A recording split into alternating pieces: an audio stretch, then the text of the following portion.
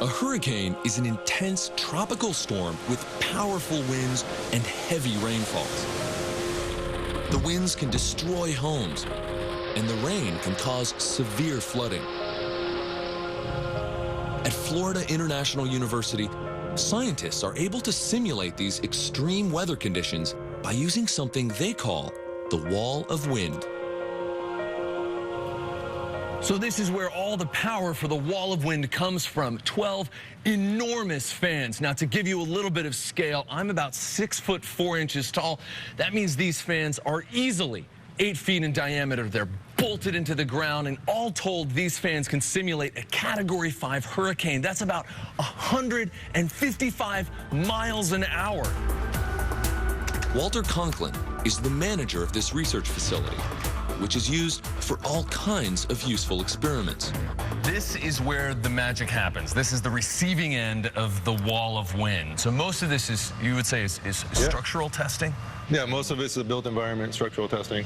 We do anything from solar panels to roof elements to windows, trees, bridges. We do bridges as well. Of course. So anything in the built environment we test. And I'm sure there's things that we haven't thought of that people want to test. So they'll bring it here. Every year, Florida International holds a competition for local high school students. This year, the challenge is to build a miniature skyscraper and to see whose building can last the longest against the wall of wind. It has to weigh 40 pounds. It's got to be a minimum of 32 inches tall, and it has to have a width of at least 8 inches. So we gave every school the base structure here, which is that gold color, and they build whatever fits within the parameters of the test. In 1992, a Category 5 hurricane named Hurricane Andrew hit the Florida coast. The town of Homestead received the brunt of this storm, and it destroyed homes and buildings and cost the state billions of dollars in damage.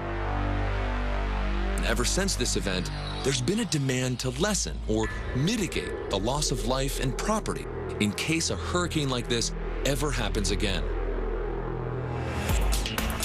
And that is what this challenge is all about: finding whose structure can best handle extreme wind. 3, 2, 1, start.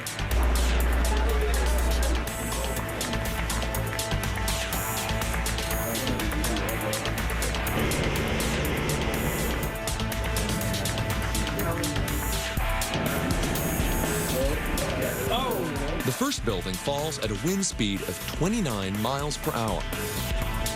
Now they'll test the second structure. 2, 1, start. 43 miles per hour, and it's still standing. Shaking a little bit. Yes! 50 miles an hour. It finally falls at 57 miles per hour. This wall of wind challenge is a great example of taking science out of the classroom and into the real world.